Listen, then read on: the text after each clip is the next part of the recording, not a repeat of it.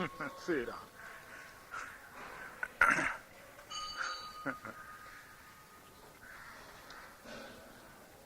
परमात्मा को मिलना है, परमात्मा को पाना है, तो उनकी प्राप्ति के लिए क्या करना चाहिए?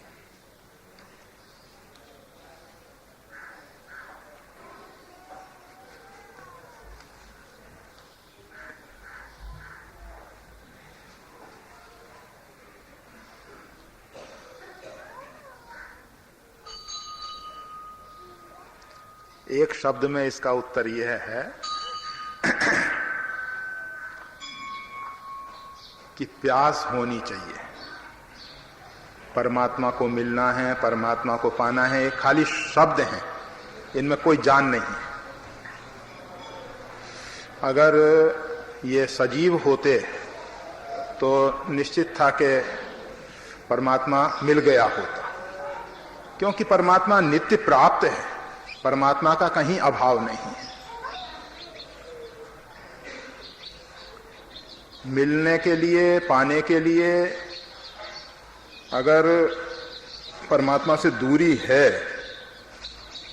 तब तो मिलना होगा, तब तो पाना होगा। परंतु परमात्मा हमारे अत्यंत निकट है और जितना अधिक परमात्मा निकट है और स्पष्ट है उतना संसार नहीं हो सकता। तो ये प्रश्न ही अपने आप में भ्रांत है। परमात्मा को पाना है ऐसा ना कह के अगर इसको इस प्रकार से कहा जाए, हमें मालूम है कि सिर्फ सोचते हो कि बाबा जी से कुछ ना कुछ बोलवाते रहें तो अच्छा है, इसीलिए लिख दिया है।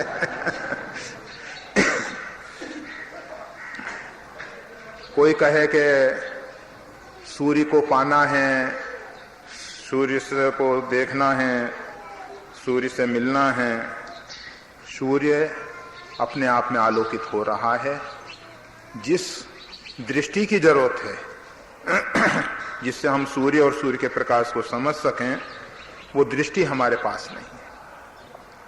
इसी प्रकार से परमात्मा और परमात्मा के इस लीला विलास को, इस वैभव को हम समझ सकें, वो दृष्टि का अभाव। उस परमात्मा की आभा से संपूर्ण जगत जो है आलोकित होता है। जगत प्रकाश प्रकाशक रामू। परमात्मा संपूर्ण जगत को आलोकित कर रहा है। परमात्मा अपने आप में तटस्थ कूटस्थ रहते हुए संपूर्ण जगत को आलोकित करता है। परंतु इसका अर्थ ऐसा नहीं कर लेना चाहिए कि परमात्मा एक देशीय है, मतलब जैसे सूर्य तो एक क्षेत्र विशेष में है और वहां से संपूर्ण ब्रह्मांड को आलोकित करता है, ऐसा परमात्मा नहीं है। परमात्मा सबको आलोकित करते हुए भी सर्वत्र परिपूर्ण है, कहीं उसका अभाव नहीं है। परमात्मा जो है, सबसे पहले एक बात समझनी होगी कि मन बुद्धि वाणी का विषय नहीं है। अगर हम उसको मन के द्वारा मनन करके समझ लें, संभव नहीं। बुद्धि उसके विषय में कोई निर्णय दे दे, बुद्धि एक निश्चय कर ले, संभव नहीं। इंद्रियों का वो विषय नहीं कि नेत्र से हम उसको इस प्रकार से देख लें, घ्राण से उसको सूंघ लें आदि। वाणी के द्वारा उसकी अभिव्यक्ति हो नहीं सकती। ऐसा जो मन बुद्धि वाणी से परे परमात्मा है, वो समय समय पे भक्तों के कल्याणार्थ अनंत अवतार धारण करते हैं। इस भूमंडल पे परमात्मा के अनंत अवतार हो चुके हैं और अनंत अवतार होंगे। परमात्मा बहुत दयालु है, बहुत कृपालु है। अनंत जीवों पे उसने करुणा कर रखी है। सिर्फ हमें आज तक उसका साक्षात्कार नहीं हुआ, तो निश्चित है कि जो हमारे अंदर उत्कंठा होनी चाहिए, ये उत्कंठा वाला शब्द आप लोग बहुत बार सुने हो और प्रयोग भी करते हो। इसका सीधा सा अर्थ है, वो रामकृष्ण परमहंस कहा करते थे, एक शिष्य गुरुदेव से निवेदन किया कि प्रभु मेरे को परमात्मा का साक्षात्कार कब होगा? कहा चलो जल में ले जाके कंठ पर्यंत जल तक बढ़ते चले गए, फिर सिर को दबा दिया, कुछ देर के उपरांत छोड़ा। कहा वत्स कैसा लग रहा था? कहा कि प्रभु बस ऐसा लग रहा था कि अब प्राण गए, किस प्रकार इससे बाहर निकल जाऊं। कहा कि परमात्मा को पाने के लिए इसी प्रकार की जब उत्कंठा हो जाएगी कंठ तक, बस ये उत्कंठा मतलब इस प्रकार की हमारे अंदर एक प्यास होनी चाहिए कि परमात्मा मिले तो ठीक है, अथवा ये शरीर छूट जाएगा। वैसे इसी बात को अनेकों प्रकार से समझाया जाता है। कल वो जो सुतीक्षण का प्रसंग था उसमें एक बहुत महत्वपूर्ण बात थी। सुतीक्षण की एक ऐसी स्थिति बनी, दिसी और विदिश पंथ नहीं सूझा, को में कहां चलूं। उनको अपना देहाभान संपूर्ण नष्ट हो गया है, कभी वो दिशा और विदिशा का भी उनको बोध नहीं है। कबहू के नृत्य करे गुण गाई, वो कभी नाच रहे हैं, कभी परमात्मा का स्मरण करके जड़वत बन रहे हैं। ऐसी स्थिति जब बन जाती है, प्रभु देखें तरोड़ लगाई, परमात्मा जो हैं सब जगह परिपूर्ण हैं, वो सिर्फ एक वृक्ष की ओट में खड़े होकर देख रहे हैं। और अत्से प्रीत देख रघुवीरा, जब प्रेम की पराकाष्ठा हो गई तो भगवान प्रकट हो गए। बस परमात्मा को पाना है, परमात्मा से मिलना है, तो उस प्रकार की प्यास हो जाए, और प्यास होने के बाद हमारी स्थिति ये हो जाए कि हम जितने भी संसार की समझ है इनसे रहित हो जाएं। संसार की समझ हमारे में से संपूर्ण पलायन कर जाए, चली जाए, और यहां तक कि को हम अपना आप का भी बोध ना रह जाए, मैं कहां हूं उसका भी ख्याल ना रह जाए। उसी को तो आप सब कहते हैं ना, सुषुप्ति में होता क्या है, आपको यह भी नहीं मालूम होता कि मैं कहां हूं, मैं क्या हूं, मेरा क्या स्वरूप है, दिशा विदिशा का भी आपको बोध नहीं होता। इसीलिए सुषुप्ति में परमात्मा के साथ आप होते, और जब आप उसी अवस्था को जागृत में प्राप्त कर लेते हो तो उसका नाम तुरिया अवस्था है योगियों की भाषा में। तो परमात्मा की प्राप्ति के लिए, परमात्मा को पाने के लिए वो स्थिति बनना आवश्यक है। जितने भी ये संग हैं, ये संग दोष है। आप असंग हो जाओ, असंग सस्तेन दृढ़ेन चित्वा। गीता में भगवान ने कहा कि असंग रूपी शस्त्र से इस संसार रूपी मोह रूपी वृक्ष को दृढ़ेन चित्वा, दृढ़ता पूर्वक काट दो। ऐसा काटो कि फिर शाखाएं ना फैल सकें इसमें। वैसे तो भगवान की बड़ी कृपा है, ये जो संसार रूपी वृक्ष है, ऊर्ध्वमूला मधा शाखा,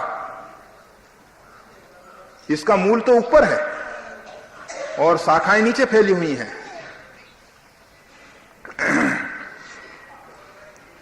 असंग रूपी शस्त्र से इसको काटो, और काट के जब तक आप संग दोष से प्रभावित हो, जैसा करेंगे संग वैसा होगा रंग। आप देखते हैं सुगंध वाले फूल को हाथ में ले लेते हैं, हाथ में सुगंध आ जाती है। दुर्गंध वाले फूल को हाथ में, फूलों में भी दुर्गंध बहुत सी होती है। कोई कोई ऐसा हार ले आता है लगता है कि इसको कहां हटाओ परंतु ठीक है, जैसा सड़ी हुई वस्तु को हाथ में ले लेंगे दुर्गंध आ जाएगी।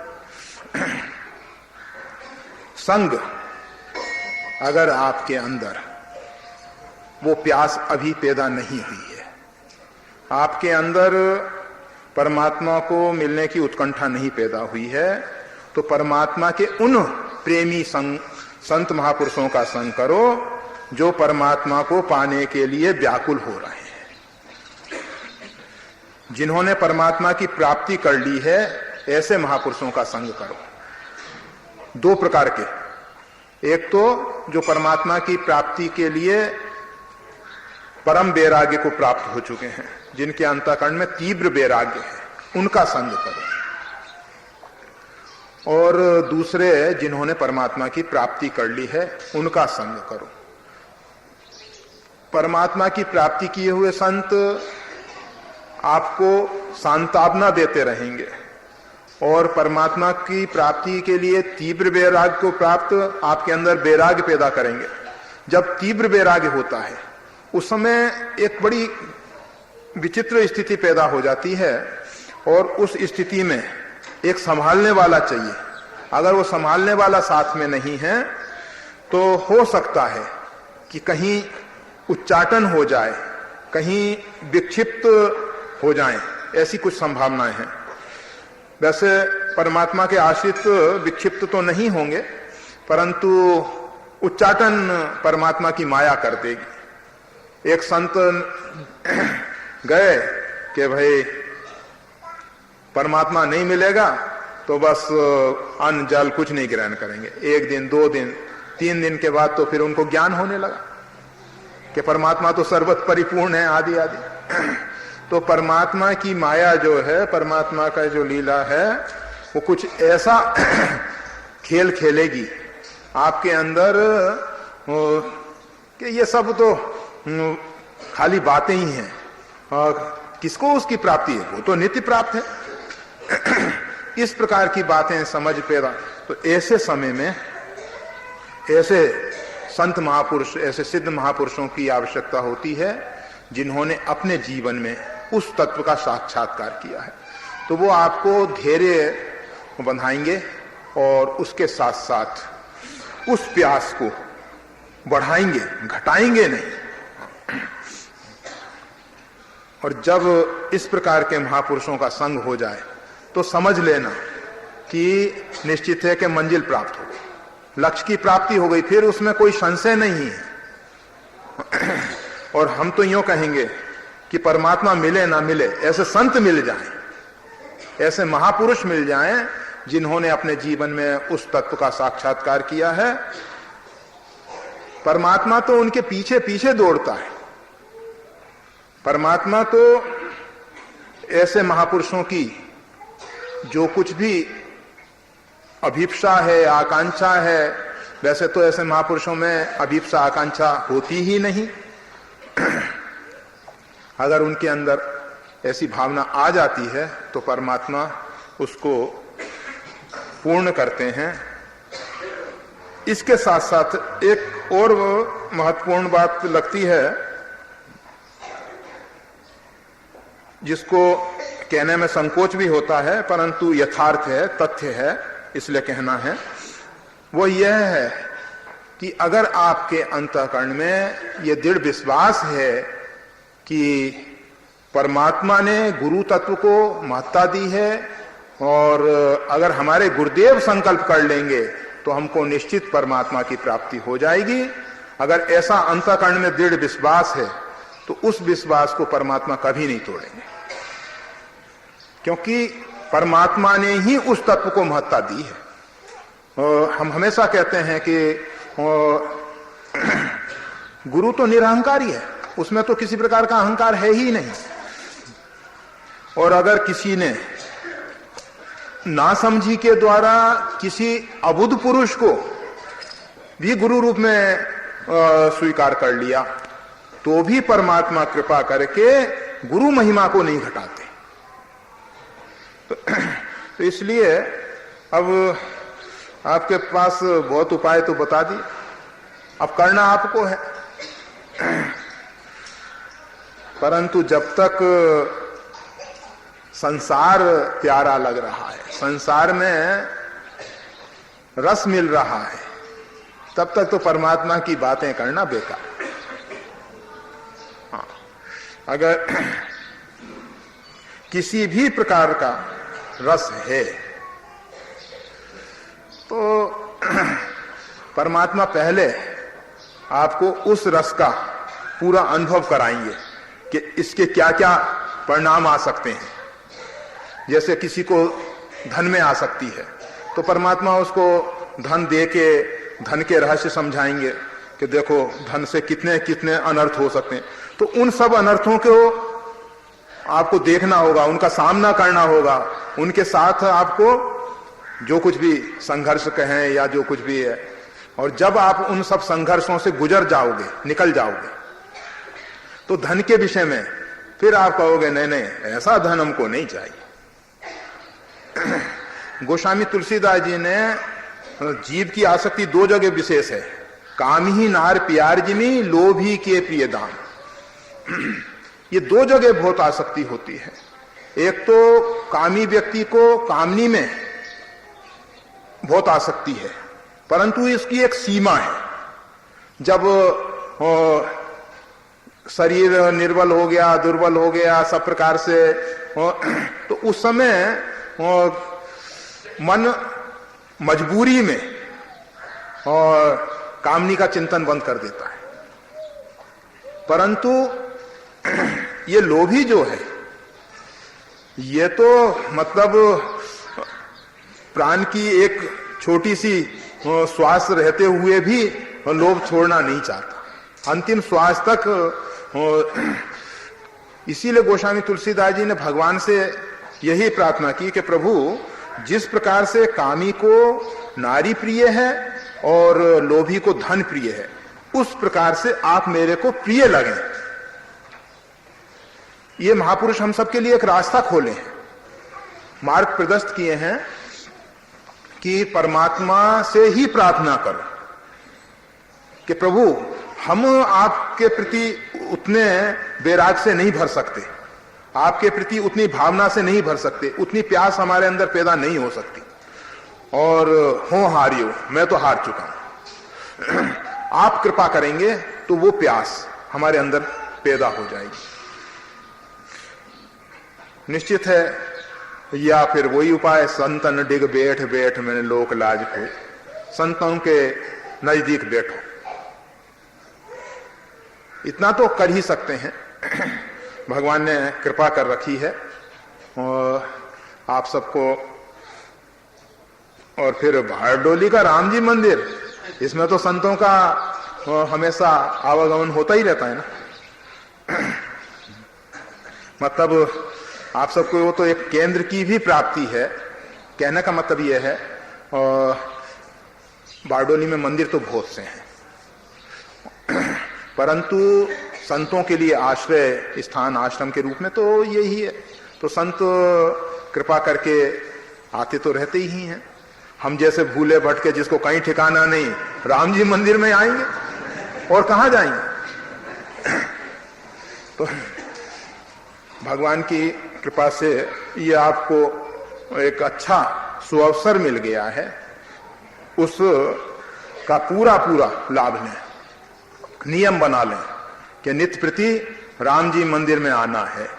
और राम जी मंदिर के मतलब प्रातः काल की जो आरती है, आजकल तो पुजारी जी बड़ी कृपा कर रहे हैं, मतलब बहुत जल्दी नहीं करते हैं जिससे आपको बहुत जल्दी दौड़ना पड़े, वो समस्या नहीं है। प्रातः काल की आरती में आ गए, संध्या समय की आरती में आ गए, दो समय की आरती में, मतलब जो रात्रि के रुके हुए संत हैं उनका भी प्रातः काल दर्शन हो सकता है। तो इस प्रकार से आरती का एक नियम बना लो, चाहे तो प्रातः काल की आरती या संध्या काल की आरती, उसमें उपस्थित रहें। हमें नहीं मालूम है कि यहाँ आरती में कितने लोग इकट्ठे होते हैं, वैसे होना चाहिए। हमने तो देखा वृंदावन में बांके बिहारी जी की आरती के लिए सायरन बजता है, जिससे बहुत दूर दूर तक आवाज पहुंच जाती है, और लोग आरती के लिए दौड़ पड़ते हैं। आपके यहां जो ये जानकी वल्लभ अवध बिहारी विराजमान हैं, ये बांके बिहारी जी से कम नहीं भाई। जितनी लीलाएं बिहारी जी ने की हैं उससे कहीं अधिक तो ये भी करते हैं। ठीक है कि ये कभी कभी तो हमको भी कहना पड़ता है, द्वापर युग के अनुसार परमात्मा ने जो लीलाएं की वो इंसान को ज्यादा आकर्षित करने वाली है, क्योंकि द्वापर का धर्म ऐसा था और त्रेता का धर्म जो था ज्यादा मर्यादा का था। इसलिए भगवान को उस प्रकार की लीला करनी पड़ी। जैसा युग होता है, परमात्मा जब अवतरित होते हैं तो उसी प्रकार की लीला करते हैं।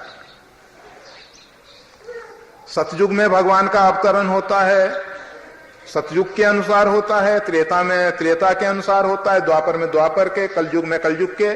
मतलब जिस प्रकार का समाज होता है, जिस प्रकार का वातावरण होता है, उसी प्रकार से परमात्मा का प्रकट होता है।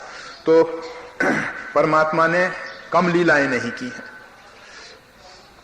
और वो तो कृपा करने के लिए व्याकुल हो रहे हैं। जैसे गाय के थन में दूध भरा होता है तो वो बच्चे को पिलाने के लिए व्याकुल होती है। उसको लगता है कि अगर बच्चे को नहीं पिलाऊंगी तो मैं नहीं रह सकूंगी। उसको इतनी उससे तकलीफ होती है अगर बच्चा नहीं मिलता तो। इसी प्रकार से परमात्मा जो हैं आपको अर्थात उनके प्रेमियों को, उनके भक्तों को तृप्त करने के लिए व्याकुल हो रहे हैं। परंतु हम ऐसे बच्चे हैं कि उस मधुर अमृत को छोड़ के घास के तिनकों को चबा रहे हैं। गाय के बच्चे ऐसे हो जाते हैं कि वो तिनकों को चबा रहे हैं, परंतु गाय के बच्चे तो हमने देखा है कि जब तिनके को छोड़ के सीधे मां के पास दौड़ के चले जाते। परंतु हम सब तो इसीलिए तो गाय की पूजा करते हैं ना। गाय हमसे बहुत श्रेष्ठ है, गौ माता हमसे बहुत श्रेष्ठ है। हम सब परमात्मा हमारे लिए पाने के लिए और हमको तृप्त करने के लिए, हम पे कृपा करना बरसाने के लिए व्याकुल हो रहे हैं। और हम ऐसे हैं कि उसकी कृपा की उपेक्षा कर रहे हैं। अब बताओ कि उनकी प्राप्ति के लिए क्या करना चाहिए। अरे वो तो दर्शन देने के लिए ललायित हैं, वो चाहते हैं, पुकार पुकार के कहते हैं कि जीव तू चिंता मत कर, तू कितना ही भयंकर से भयंकर अपराधी है, मेरी शरण में आ जा। वो रोज संत कहते हैं कोटि विप्र बदला गई जाओ, भयंकर से भयंकर अपराधी हो, फिर भी परमात्मा उसका त्याग नहीं कर रहे।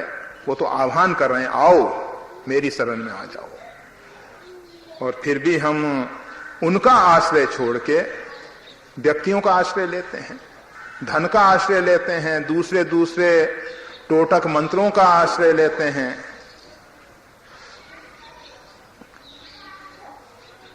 गोस्वामी जी ने जो लिखा है ना कि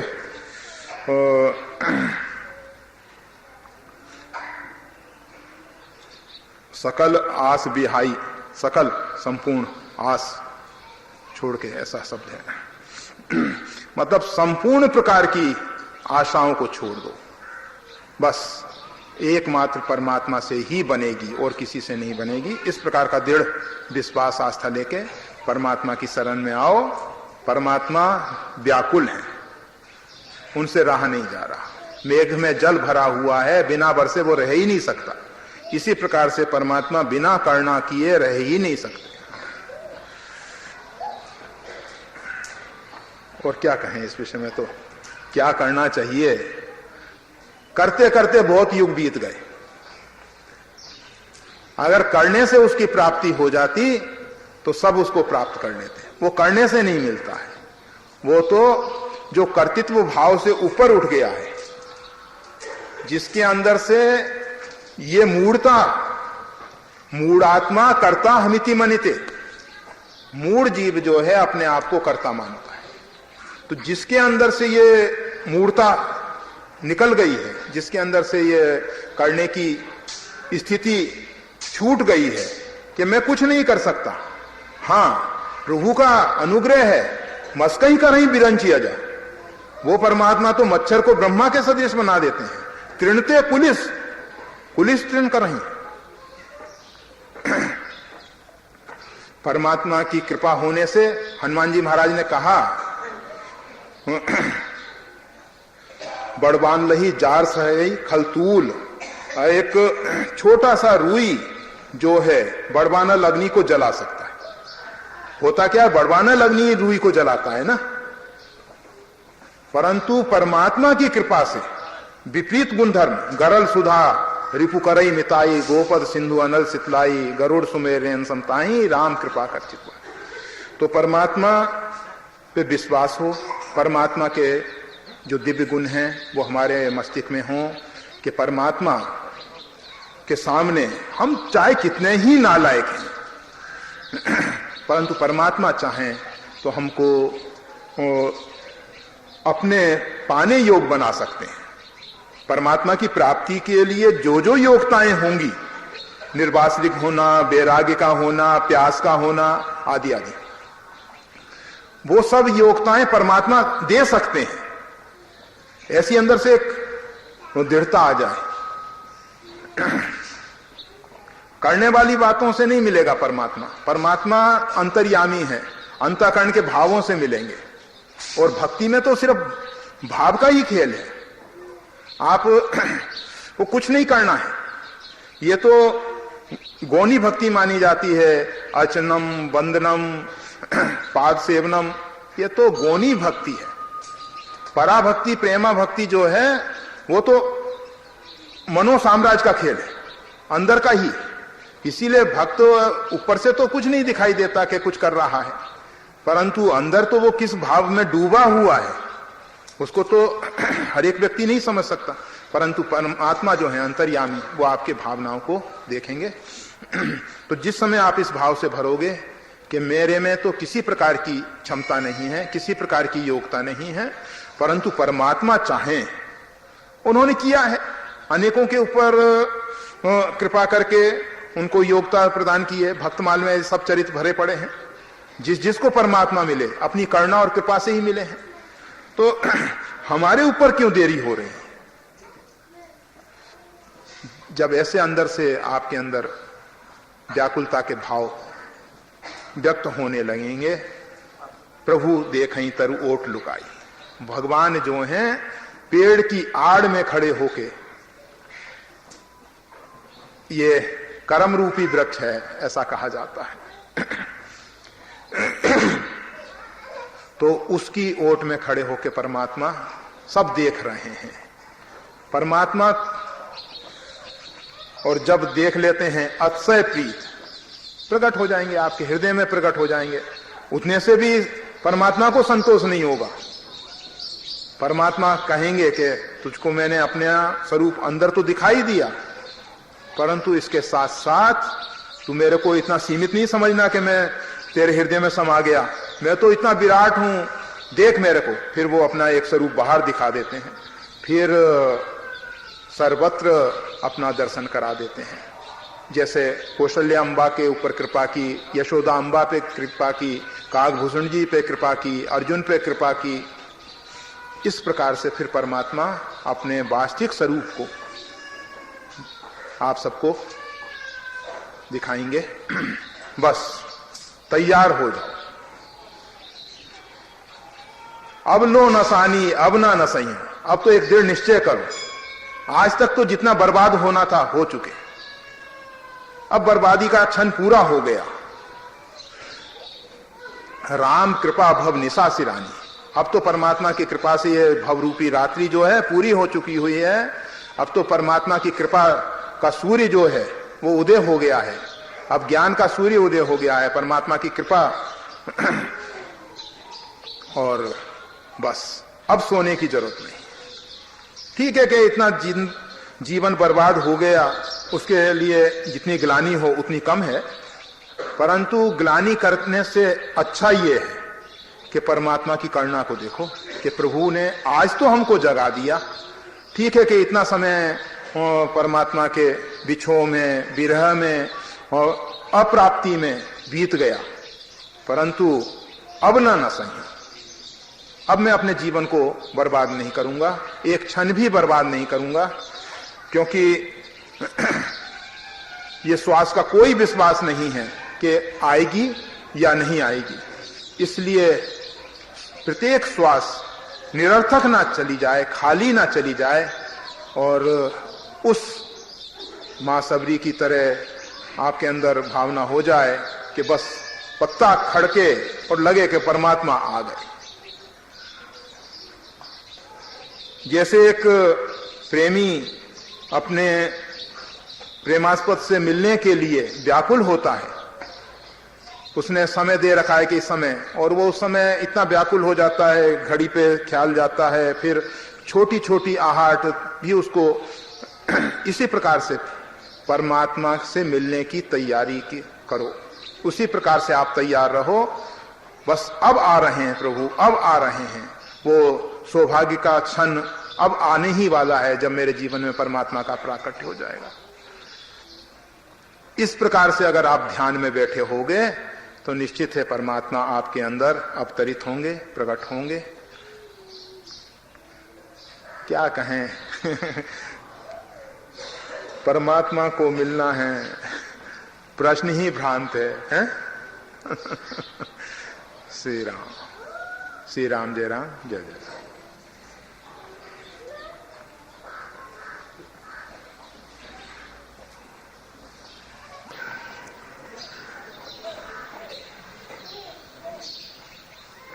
परमात्मा जब भूमंडल पे अवतरित होते हैं, या यूं कहें कि जिसके अंतःकरण में परमात्मा का अवतरण हो जाता है, वो स्वयं अहंकार से रहित होता है। परमात्मा जब भूमंडल पे अवतरित होते हैं, वो तो अहंकार शून्य है ही, उनमें किसी प्रकार का अहंकार नहीं है। शब्दों में कहीं अहंकार की अभिव्यक्ति होती हो तो हो, तो वही परमात्मा कह रहे हैं कि सारा संसार मेरे को ब्रह्म कहता है, परमात्मा कहता है, परंतु ये जितनी भी लीलाएं घटी हैं ये अदृष्ट के कारण घटी हैं। मतलब जो दिखाई नहीं देता, अदृष्ट जो है उसको लोगों ने अर्थ जैसा आप कह रहे हैं प्रारब्ध कर दिया है। परमात्मा का कोई प्रारब्ध नहीं है, ये बात तो सुनिश्चित है। जन्म कर्म च में दिव्यम, परमात्मा के जन्म और कर्म दोनों ही दिव्य हैं। इसलिए परमात्मा का तो कोई प्रारब्ध नहीं है, फिर भी कृपा करके, जैसे नारद जी कहते हैं मोर श्राप कर अंगीकारा, परमात्मा जो हैं नारद जी के श्राप को अंगीकार कर लिए। नारद जी जब भगवान को श्राप देने के लिए विचार किए तो सोचने लगे देहूं श्राप, मैं श्राप दे दूंगा। फिर मन में आया कि नहीं, श्राप स्वीकार किया, प्रभु तो समर्थ है, मेरा अगर श्राप उन्होंने स्वीकार नहीं किया तब क्या करेंगे, मरियऊं जाए, तब मैं उनके द्वार पे मर जाऊंगा, कम से कम ब्रह्महत्या तो लगेगी।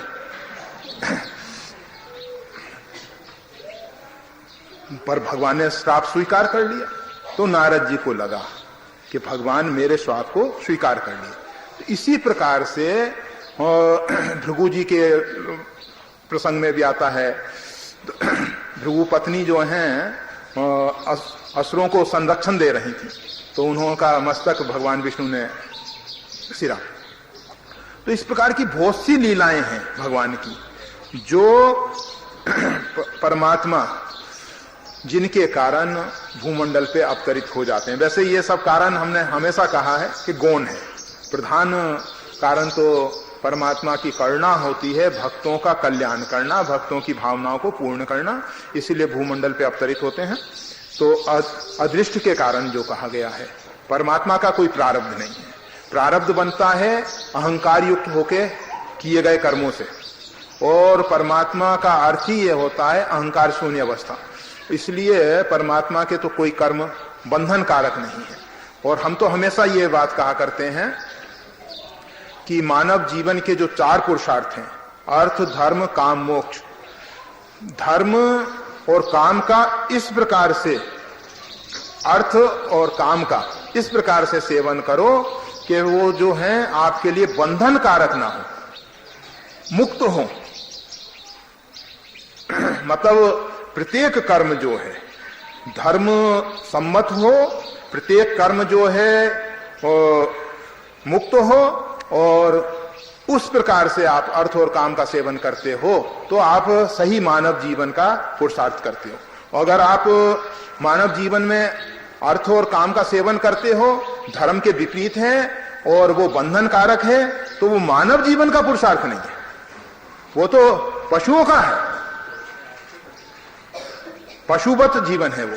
मानव के लिए तो प्रत्येक कर्म जो है उसमें चाहे आप अर्थ का सेवन कर रहे हैं, चाहे काम का सेवन कर रहे हैं, परंतु बंधन कारक नहीं होना चाहिए और धर्म सम्मत होना चाहिए। तो परमात्मा के लिए तो प्रत्येक कर्म जो है वो बंधन कारक हो ही नहीं सकते। कोई भी कर्म परमात्मा के लिए बंधन कारक नहीं है, और परमात्मा तो अपने आप में परम स्वतंत्र न सिर पर कोई। तो इसलिए उनके लिए तो प्रारब्ध वाला शब्द प्रयोग नहीं किया जा सकता, परंतु जिस भी व्याख्याकार ने, जिस भी टीकाकार ने जिसने अर्थ किया है, तो उसको शायद अदृष्ट का अर्थ कुछ दूसरा नहीं समझ में आया होगा। अदृष्ट मतलब काल को कहा जाता है, अदृष्ट जो है काल है, तो वो दिखाई नहीं देता है परंतु अपना कार्य करता रहता है। इसी रूप में कहीं कहीं उसका अर्थ काल के रूप में भी किया गया है, और कहीं उन्होंने प्रारब्ध रूपी शब्द दे दिया होगा। वैसे वास्तविक में परमात्मा का प्रारब्ध नहीं है, परमात्मा परम स्वतंत्र हैं, और जिस भावना से वो, हम तो यही कहते हैं कि नारद इत्यादि के अंदर भी ऐसी भावना उन्होंने दे दी, और इसलिए ही नारद जी ऐसा कर सके। नहीं तो नारद विष्णु भगत पुनि ज्ञानी, वो कभी भगवान को श्राप दें, संभव ही नहीं, जैसा भी। हाँ जी, तो हम जो सुरेंद्र भाई ने आपको सूचना दी वह उसका स्पष्टीकरण कर रहे हैं। वास्तविकता क्या है कि जब यहां से हम उठ के जाते हैं तो बहुत से लोग पीछे पीछे दौड़ते हैं। अच्छा ये है कि हम यहां बैठे हैं अभी, इसीलिए हमने कहा कि 5-10 मिनट और बैठ जाते हैं। जो ऊपर आके आपको करना है वो यहां कर लो भाई, जो भी करना है वो यहां कर लो ना, उसमें क्या आपत्ति है। हम आपको परेशान नहीं करना चाहते, इतनी सीढ़ियों के द्वारा आपको चढ़ना पड़े, उतरना पड़े, और फिर उसके साथ साथ इतना ही नहीं है, प्रश्न कल होगा, कल। अच्छा, प्रश्न नहीं है तो कोई बात नहीं। फिर उसके बाद वहां दरवाजा कोई बंद करे, कोई अंदर जाने दे, नहीं जाने दे, अनेक प्रकार की समस्याएं पैदा होती हैं वहां। तो उन सब समस्याओं से आप बच सको, इसलिए श्री राम। हाँ, राशि भाछाफा।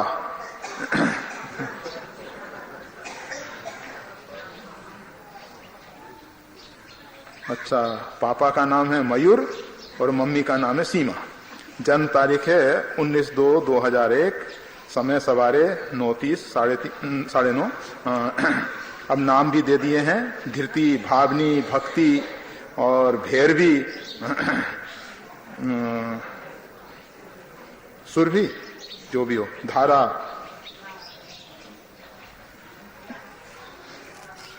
इन नामों में तो सिर्फ एक ही नाम भक्ति ही समझ में आता है, और भैरवी इत्यादि से तो भगवान बचाएं। जय श्री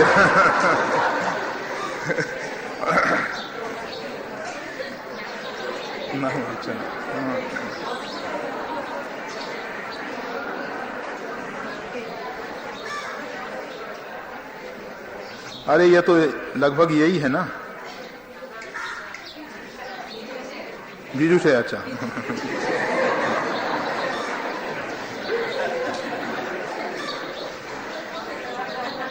वही धनराशि है।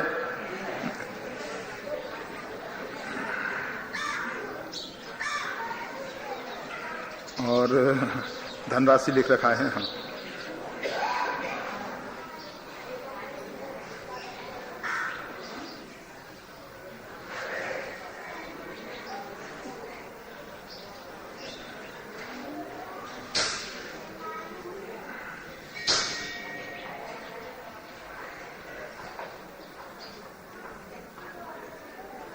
तो क्या ध से है नाम?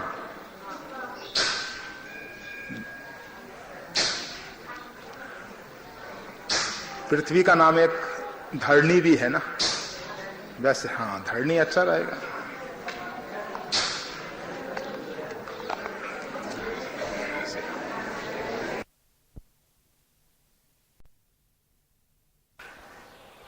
अभी श्री वशिष्ठ जी महाराज एवं श्री रामायणी जी ने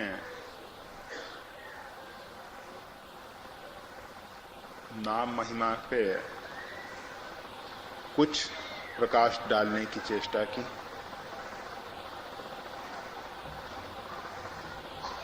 अभी श्री रामायणी जी महाराज कह ही रहे थे, राम नाम का अमित प्रभाव।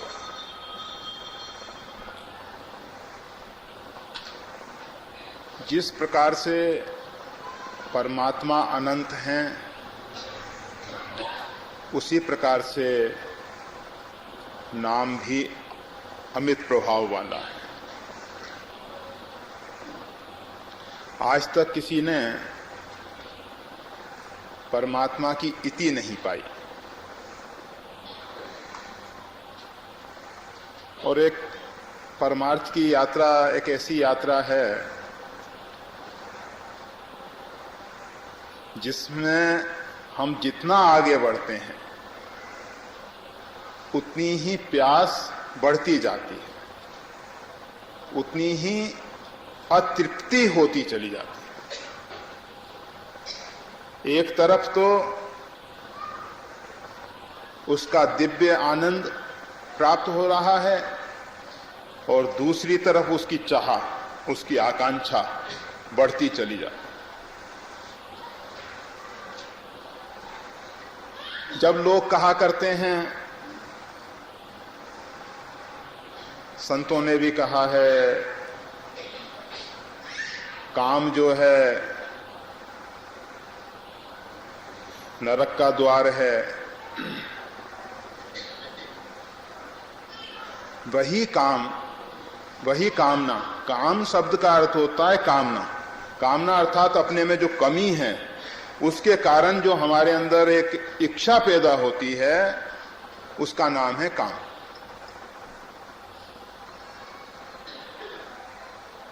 तो ये जो काम है, जब तक संसार के साथ जुड़ा रहता है तब तक तो ये नरक का द्वार है। और यही काम परमात्मा के साथ जुड़ जाता है तो वो आनंद का साम्राज्य हो जाता है, जिसको वैकुंठ कहते हैं, जिसमें किसी प्रकार की कुंठा नहीं है। हम सबके अंदर परमात्मा ने एक अखंड आनंद का साम्राज्य भर रखा है। वो परमात्मा जो है महतो महानतम, जो महान से महान है, वो हमारे अंदर समाया हुआ है। हमारे अंदर मतलब प्राणी मात्र में, जीव मात्र में। परंतु उसको न जानने के कारण हम सब यत्र तत्र आनंद की खोज में भटक रहे हैं। चाहते सब हैं कि जीवन में सुख शांति मिले, परंतु उस सुख शांति का जो अनुसंधान है, उसकी जो खोज है, वो हम बाह्य जगत में करते हैं। संत आपको एक दृष्टि देते हैं, जीव तुम बहुत भटक लिए और भटकते भटकते तुम्हारी ये जीवन लीला में से काफी कुछ अंश जो है पूरा होता चला जा रहा है, पूरा हो गया है। अभी जो शेष जीवन बचा है, इसको संभाल लो। ये संतों के जो बारंबार उद्बोधन आपको प्राप्त हो रहे हैं, संत आपको जो बारंबार चेतावनी दे रहे हैं, उसके पीछे एक ही उद्देश्य है। लोग तो संतों को समझते हैं कि ये सब स्वार्थी हैं, परंतु वास्तविकता यह है संत जैसा उदार संसार में कोई नहीं होगा। परमात्मा परम उदार हैं, परंतु परमात्मा का भी जो दान करने वाले हैं, परमात्मा को भी जो आप तक पहुंचाने वाले हैं, परमात्मा की भी आपको प्राप्ति कराने वाले हैं, ऐसे संत तो उदारों से भी उदार हैं, परम उदार से भी उदार हैं। संत चाहते हैं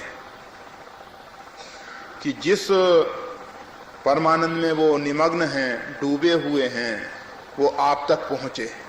उसको अनेक प्रकार से विधि निषेध के द्वारा, अनेक अनेक उपाख्यानों के द्वारा, कथा वार्ता के द्वारा कह के आपके अंदर एक प्यास पैदा करते हैं जिससे आप लग जाएं। संतों की कोशिश तो रही है। वैसे एक बात ख्याल करने की है, असंख्य जीवों में से कोई एक ऐसा भगवान का कृपा पात्र होता है जो परमात्मा के प्रेम रस का अनुभव करता है। सत्संग चल रहा है, बहुत से लोग बैठे हुए हैं, माताएं, बहनें, भाई, बंधु सब सुन रहे हैं। एक अभिप्सा पैदा हुई, वास्तविक में इतना संसार में हमने सब कुछ किया, परिवार के लिए किया, समाज के लिए किया, देश के लिए किया, फिर भी अभी तक शांति नहीं मिल सकी। चलो अब संतों की बात मान लेते हैं, अब संतों के बताए मार्ग पे चलना शुरू कर देते हैं। यात्रा प्रारंभ की। यात्रा प्रारंभ होती है, परमात्मा अपना लीला विलास करते हैं, अपनी लीला का विस्तार करते हैं। कोई एक खिलौना बीच में रख देते हैं, साधक आगे बढ़ रहा है, परमात्मा देखते हैं कि इसकी रुचि कामनी के प्रति है, ऐसी है, तो परमात्मा एक ऐसी व्यवस्था दे देते हैं। अगर वो उसमें फंस गया, आसक्त हो गया, ठीक, अगर उससे बच गया, थोड़ा आगे बढ़ा, परमात्मा एक दूसरी लीला कर देते हैं, उसको पुरोहित बना देते हैं। पुरोहित मतलब सब समाज के हित के लिए, यजमान के हित के लिए यज्ञ अनुष्ठान में लग जाए, उससे भी बचा तो परमात्मा फिर एक खेल करते हैं। एक संत हैं, उन्होंने सुना कि भाई लोग कहते हैं कि भगवान नाम की सत्ता ही नहीं है, भगवान है ही नहीं, बस लग गए कि अब तो सारे जगत को आस्तिक बनाना है, संसार में ऐसा किसी को नहीं रहने दूंगा जो ये कह सके कि परमात्मा नाम की सत्ता ही नहीं है, परमात्मा है ही नहीं। यात्रा रुक गई। लग तो रहा था कि ये अच्छा कार्य करने के लिए चल रहे हैं, परंतु यात्रा में अवरोध आ गया। और भिन्न भिन्न प्रकार के अवरोध तो आप सबके जीवन में आते ही रहते हैं। तो वास्तविकता क्या है, इस साधन पथ में आने के बाद भी हम अपने पथ से इधर उधर हट सकते हैं। दूसरी बात यह है कि कोई कोई ऐसे बड़े विघ्न आ जाते हैं जिनसे हमारी यात्रा फिर बिल्कुल रुकी जाती है, अवरुद्ध हो जाती है। इसलिए इन विघ्नों से सावधान होके हमको आगे बढ़ना है। वशिष्ठ जी महाराज ने आज 2 नाम जापकों की बात की थी। एक तो भरत जी महाराज, नित पूजत प्रभु पावरी, प्रेम ना हृदय समाए, और दूसरी आदिशक्ति जगदम्बा श्री सीता जी, उनके विषय में निज पद नयन दिए मन,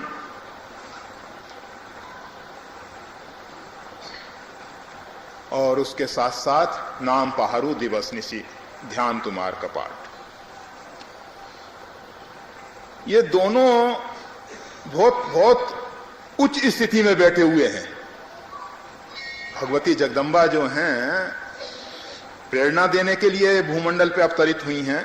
भगवान के भक्त परमात्मा का अवतरण जो होता है, अवतरण का अर्थ है ऊपर से नीचे उतरना। परमात्मा जो अपनी महिमा में महिमान्वित हैं, उनकी महिमा अपरिमित है, उस महिमा से वो थोड़ा नीचे उतर जाते हैं।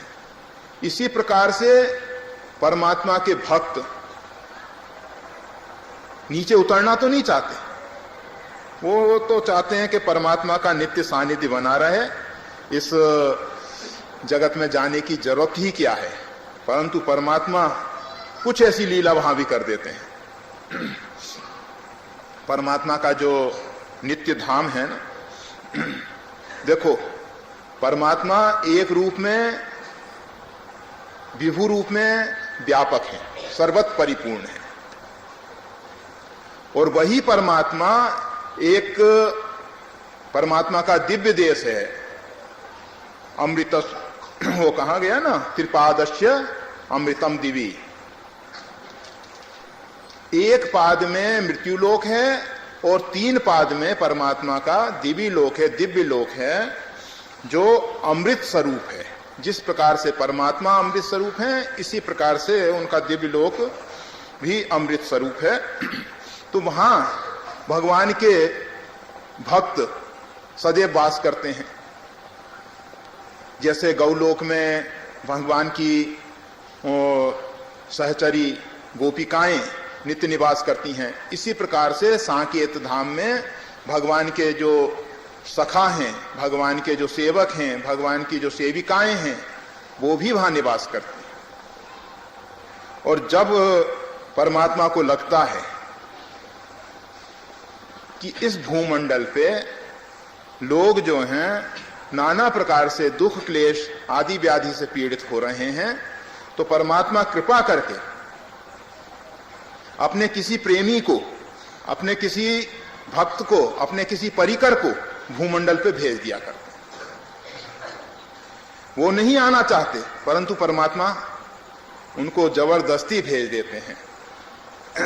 और जब वो भूमंडल पे आते हैं तो हम सबको एक प्रेरणा दे के जाते हैं अपने आचरण के द्वारा। आप देखते हैं सुनने से उतना लाभ नहीं मिलता जितना देखने से मिलता है। एक बच्चा है, उसको स्कूल में जो कुछ शिक्षा दी जाती है उसका प्रभाव कम पड़ता है, और बाह्य जगत की जो लीलाएं वो देखता है, संसार के जो कारनामे देखता है, काले कारनामे हो चाहे धवल चाहे सफेद, उन सब का उसके ऊपर बहुत अधिक प्रभाव पड़ता है। छोटा बच्चा है, बिल्कुल छोटा है, माता पिता की गोद में खेल रहा है, फिर भी माता पिता के जो क्रियाकलाप है उसके चित्त पे असर डाल रहे हैं, चित्र अंकित करते चले जा रहे हैं। तो संतों ने दोनों कार्य किए। संत अपने आचरण के द्वारा हमको प्रेरणा देते हैं और वाणी के द्वारा भी प्रेरणा देते हैं। कुछ संत ऐसे हैं कि जो वाणी के द्वारा प्रेरणा नहीं देते, सिर्फ आचरण के द्वारा ही प्रेरणा देते हैं। दोनों ही संत श्रेष्ठ हैं, जो आचरण के द्वारा प्रेरणा दे रहे हैं, जो आचरण एवं वाणी के द्वारा प्रेरणा दे रहे हैं, दोनों ही प्रकार के संत श्रेष्ठ हैं। और प्रेरणा लेने वाला जो है वो तो दोनों में से किसी में से भी ले लेता है, और जिसको प्रेरणा नहीं लेनी है वो दोनों से ही नहीं लाभ ले पाता। तो जगदम्बा श्री सीता जी जो हैं, लंका नगरी जो है अभी वशिष्ठ जी महाराज बता रहे थे कि मोहों का जो अधिपति, मोह स्वरूप जो रावण है, उसकी नगरी है और उसमें नाना प्रकार से राक्षसियां निवास करती हैं, दुर्गुणों का वास होता है। ये जीवात्मा जो है नाना प्रकार के दुर्गुणों के बीच में फंसा हुआ है, नाना प्रकार की मोह आसक्तियों के बीच में फंसा हुआ है। ऐसी परिस्थिति में ये अपने अंतरस्थ, अपने छिपे हुए परमात्मा को कैसे पाएगा, कैसे साक्षात्कार करेगा, उसके लिए भगवती श्री सीता जी ने हम सबको एक प्रेरणा दी।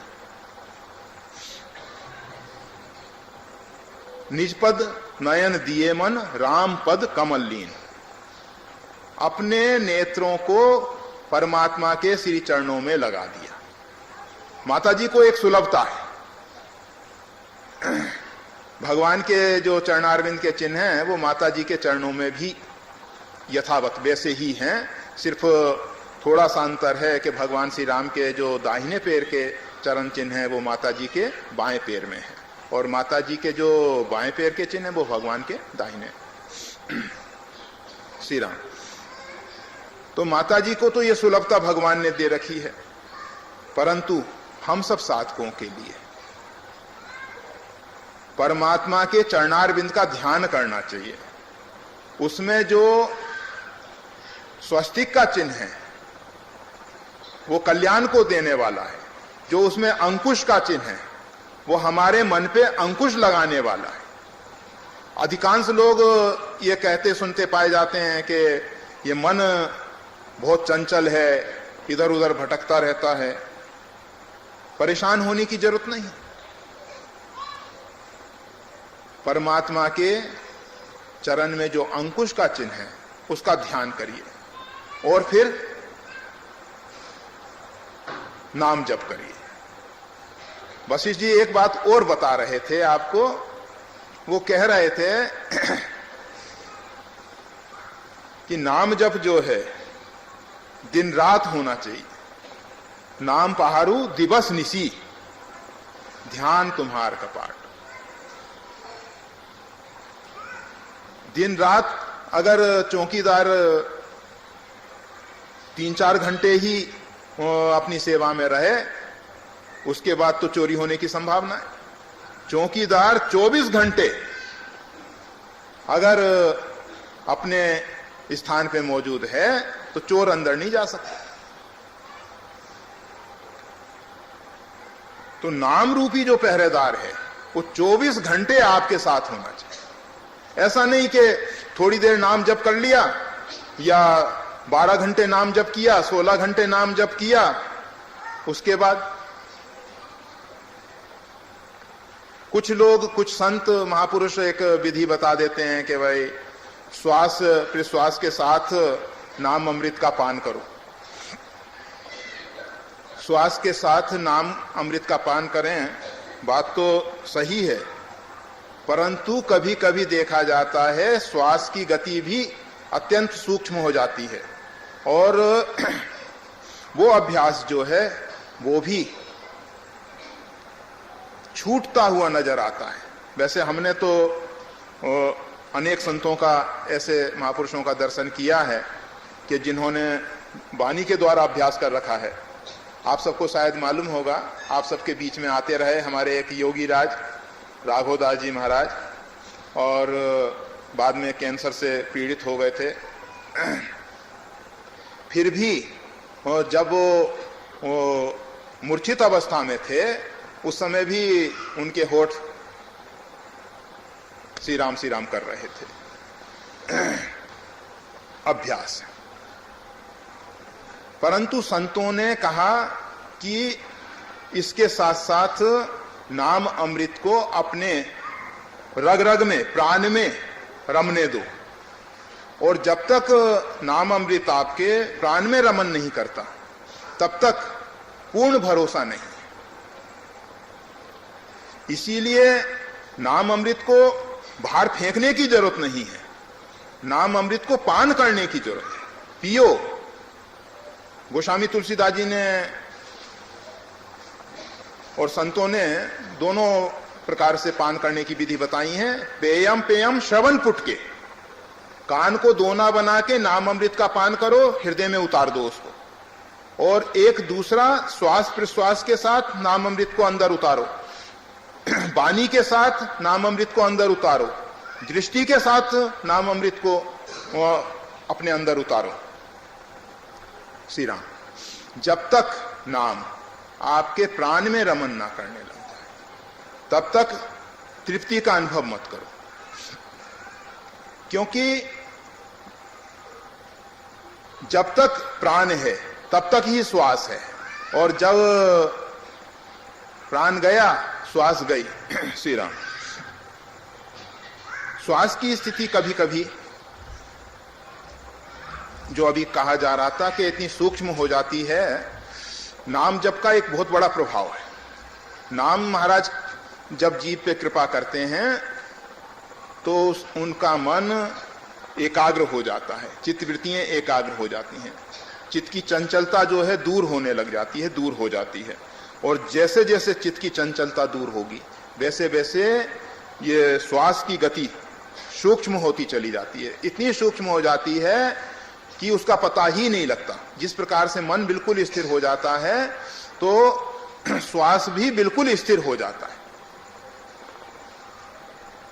ऐसी स्थिति में सिर्फ प्राण में ही नाम रुका रहता है, श्वास की गति बिल्कुल स्थिर हो जाती है। योगियों ने इसका अनुभव किया है और अच्छे साधक भी अपने जीवन में पाएंगे कि जब नाम जप रहे हैं, नाम जपते जपते और चित्त बिल्कुल निर्विकार हो जाता है, निर्विचार हो जाता है, और चित्त की वृत्तियां पूर्ण रूपेण शांत हो जाती हैं, श्वास प्रश्वास भी शांत हो जाती है। श्री राम। तो माता जी आदि शक्ति जगदम्बा जो हैं, जो दिन और रात की बात है। फिर वशिष्ठ जी ने एक दो उदाहरण और भी अच्छे अच्छे बताए थे, जैसे संतों की तो अस्थियों में भी नाम गुंजार करने लगता है। कर्माबाई के कंडों में उपले जो थापती थी उसमें नाम की ध्वनि आती थी। कहा जाता है कि कर्माबाई के कंडे, कर्माबाई नहीं, मुक्ताबाई, जनाबाई, ये बाई बाई सब एक लगती हैं। श्री राम। ऐसा है, कोई भी भक्त सही रूप में जब नाम जप करेगा तो निश्चित है कि वो उसके पास रहने वाले जड़ पदार्थ जो हैं, जड़ हमारे कहने के लिए जड़ हैं, वास्तविक में जड़ कोई है ही नहीं, क्योंकि सब में चेतन छिपा हुआ है। वो परमात्मा जो है, परम चेतन जो है, सब में छिपा हुआ है। इसलिए जड़ कहने की बात कही जाती है। प्रारंभिक अवस्थाओं में समझाने के लिए जड़ और चेतन, इनके भेद बताए जाते हैं। वस्तुतः चेतन ही चेतन है, जड़ तो कुछ है ही नहीं। जड़ में भी एक चेतन कार्य कर रहा है। तो जनाबाई के कंडों में से नाम की ध्वनि आती थी। चोरी चले जाते थे, कहा कि भाई हमारे कंडे, कहा कि सबके कंडे तो समान होते हैं। कहा नहीं, हमारे कंडों में नाम की ध्वनि आई। श्री राम। वैसे तो नाम की ध्वनि के साथ साथ उनका स्पर्श, ऐसे जो नाम जापक भक्त हैं परमात्मा के, उनका स्पर्श किया हुआ पदार्थ जो है वो भी अपने आप में एक विशेष प्रभाव को रखता है। नाम की ध्वनि हर एक व्यक्ति सुन पाए ना सुन पाए, परंतु उसका प्रभाव हमको दिखाई दे ना दे। जैसे हर एक व्यक्ति के शरीर की एक आभा मंडल जो संतों के, भगवान के चारों तरफ बनाया जाता है, इसी प्रकार से सभी की आभा की किरणें निकल रही हैं और वो फैल रही हैं, परंतु कुछ सीमा तक वो अधिक दिखाई देती हैं और आगे जाने पे वो हल्की होती चली जाती हैं, इसलिए उनका दर्शन नहीं हो पाता। इसी प्रकार से हर एक व्यक्ति उनको नहीं देख पाता, परंतु देखने वाले देख लेते हैं। होता सबके अंदर है। इसीलिए आप देखेंगे संतों की ये जो समाधि बनाई जाती है, उनकी अस्थियों को भी भूमि में रखा जाता है, उसके पीछे क्या रहस्य? ये कब्रिस्तान की अस्थियां नहीं है, ये संतों की जो अस्थियां हैं। बौद्ध स्तूप क्या है? बौद्धों के जो स्तूप हैं उसमें अस्थियां रखी हुई हैं, चाहे वो भगवान बुद्ध की हो अथवा उनके शिष्यों की हो। उनके पीछे भी यही रहस्य है। उन्होंने जो साधना के द्वारा अपने शरीर के अंग प्रत्यंग में, शरीर की सप्त धातुओं में उस साधना के तेज को जो अर्जित किया है, अपने आप में भर लिया है, उस तेज का अनुभव हम सब कर सकें, इसीलिए बौद्ध स्तूपों की परिक्रमा हुआ करती है। परिक्रमा करके दाहिना वर्त घूमते हुए हम उस ऊर्जा का लाभ ले सकें। संतों की चरण पादुका रखी जाती है पूजा के लिए, संतों की बेंत रख ली जाती है, संतों के जितने भी चिन्ह हैं वो रख लिए जाते हैं। उसके पीछे यही उद्देश्य है कि जो आध्यात्मिक ऊर्जा उसमें भरी हुई है उससे हम लाभ ले सकें। आप संतों से स्पर्श करवा के माला ले लेते हैं, क्या है ये? वही चेष्टा है कि वो आध्यात्मिक ऊर्जा उसमें आ जाए। श्री राम। तो बताया जा रहा था कि माताजी नाम जप जो करती हैं, अहिर्निश करती हैं, दिन रात करती हैं, और दिन रात की संभावना जब ही है, क्योंकि गीता में भगवान श्री कृष्ण ने तो स्पष्ट कह दिया है कि भाई युक्ताहार विहारस्य युक्त चेष्टस्य कर्मसु युक्ता स्वप्नाबोधस्य, मतलब योगी को सोना चाहिए। दुखों को दूर करने वाला योग केवल उन्हीं व्यक्तियों को सिद्ध होता है जो युक्त आहार विहार करते हैं और युक्त नींद भी लेते हैं। तो नींद लेना योगी के लिए आवश्यक है, और ऐसा योगी जब प्रगाढ़ नींद में सो रहा होगा तो नाम जप कौन करेगा? अगर नाम उसके प्राण में रम रहा है तो नाम जप होता रहेगा। इसलिए खाली बेखरी वाणी से जप करते करते संतुष्ट नहीं हो जाना चाहिए। मनसा जप होने लगे तब भी संतुष्ट नहीं होना चाहिए, श्वास प्रति श्वास में होने लगे तब भी संतुष्ट नहीं होना चाहिए। स्थिति वो बने कि आपको जप ना करना पड़े, जिसको कहते हैं अजपा, जिसमें परमात्मा आपके द्वारा जप करें। आप जापक नहीं रहे, वैसे इस बात को समझ लेना चाहिए। बहुत से लोग कहते हैं कि ये अहंकार अहंकार बड़ा शत्रु है। कल के सत्संग में हम सब भी कह ही रहे थे, और नित्य प्रति सत्संग में कहा ही जाता है कि अहंकार सबसे बड़ा शत्रु है। परंतु थोड़ा सा विचार करें कि भाई आप जिस समय सो जाते हैं गहरी नींद में, उस समय भी श्वास प्रश्वास को कौन चला रहा है? आपके शरीर को कौन संचालित कर रहा है? ये प्राण और अपान की जो क्रियाएं हैं, प्राण अपान उदान व्यान समान, 5 और 5 उपप्राण भी हैं। अगर व्यान आपके शरीर में से जो व्यापक है, जो पूरे शरीर में गर्मी उष्मा को फैलाए रखता है, वो कार्य करना बंद कर देगा तो आपके शरीर की उष्मा जो है वो केंद्रित हो जाएगी। और इसी प्रकार से जो पंच प्राण हैं वो हमेशा, आप जिस समय प्रगाढ़ नींद में सोए होते हो उस समय भी जागृत रह के कार्य करते रहते हैं। तो ये संपूर्ण सृष्टि का जो लीला विलास है वो परमात्मा के द्वारा ही संचालित होता है। उसमें ये शरीर और ये बाहर के शरीर, आप सबके शरीर या ये शरीर, सब परमात्मा के द्वारा ही संचालित होते हैं। ये समझ आ जानी चाहिए। बहुत सी बातें आप सुनते हो और कभी कभी अनुभव में भी आती हैं, परंतु वो दृढ़ता पूर्वक आपके चित्त में अंकित नहीं होती। अगर ये बात आपके चित्त में सही रूप में अंकित हो जाए कि ये सब संचालन उस परम सत्ता के द्वारा हो रहा है, तो अहंकार तिरोहित होगी, अहंकार का पता नहीं लगेगा।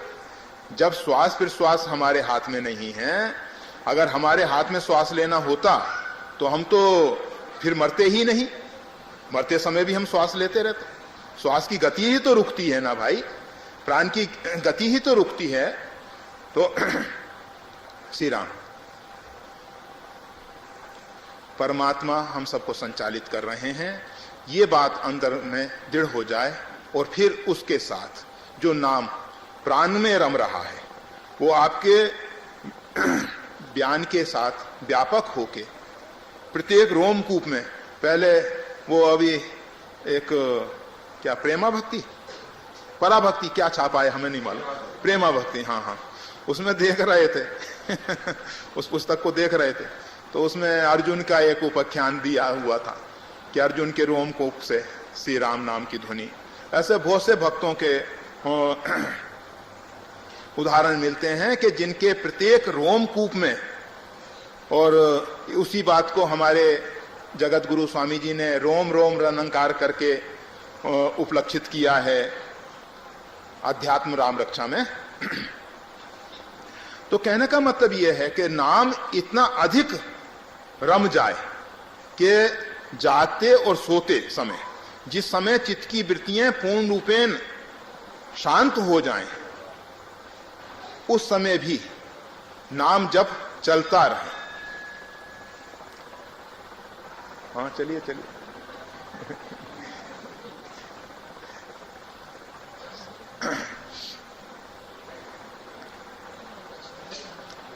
हाँ समय तो हो गया है।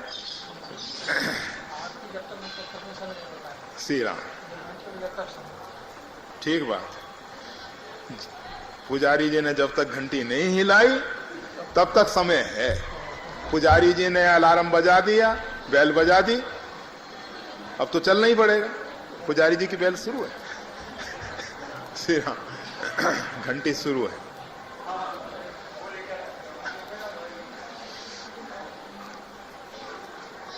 तो माता जी ने हम सबको एक उपदेश दिया कि अहिर्निश नाम जप होना चाहिए, उसके साथ साथ परमात्मा का ध्यान भी होना चाहिए। यह नहीं कि खाली नाम जप से ही हम तृप्त हो जाएं। ध्यान के साथ नाम जप हो। ध्यान में दोनों प्रकार का ध्यान है। परमात्मा का एक तो चरण चिन्हों के ध्यान की जो बात कही गई वो भी ध्यान, और दूसरा परमात्मा का जो अव्यक्त अगोचर स्वरूप है, मतलब जो मन बुद्धि वाणी से अगोचर है, मन बुद्धि वाणी का विषय नहीं है, ऐसा जो अव्यक्त स्वरूप है, ऐसा जो अगोचर स्वरूप है, उसका भी ध्यान हो। उसका ध्यान कहने का मतलब यह है निर्विचार की स्थिति में प्रवेश करना। जहां तक रूप और किसी विशेष स्थान की बात है वहां तक तो कुछ सरलता है, परंतु जहां निर्विचार की बात आती है और ये निर्विचार की स्थिति साधन साध्य नहीं है। बहुत से लोग निराकार के ध्यान की बात किया करते हैं, परंतु वो अगर निराकार का ध्यान कर रहे हैं तो सुनिश्चित समझ लेना चाहिए कि उन्होंने निराकार की भी एक आकृति बना ली है, ना निराकार की एक इमेज, एक छवि, एक प्रतिभा, जो कुछ भी उन्होंने खड़ी कर रखी है, जिसको उन्होंने निराकार मान रखा है। उनके अंदर जो निराकार की एक धारणा है, जिस समय वृत्तियां अपने आप में पूर्ण रूप में शांत हो जाएं, किसी प्रकार की भी हलचल ना हो, जिसको हम ना तो निराकार कह सकें ना साकार कह सकें, ना निर्गुण कह सकें ना सगुण कह सकें, जो वाणी से ना कहा जा सके, जो बुद्धि के द्वारा ना समझा जा सके, ऐसा जो चिंतन है, चिंतन कह के फिर आप उसको देखो कुछ पकड़ने की कोशिश करोगे, वो पकड़ में आने वाला तत्व नहीं है, उसमें डूबने की बात है। तो माताजी जो हैं ध्यान तुम्हार कपाट कह के कपाट को बंद करके, मतलब इंद्रियों के जितने भी द्वार हैं उन सबको बंद करके ध्यान की बात भी कह रही हैं। दोनों प्रकार का ध्यान बताती हैं। जब नेत्र खुलते हैं तो चरण चिन्हों का ध्यान होता है, नेत्र बंद होते हैं मतलब इंद्रियों को अपने अपने। जय श्री राम।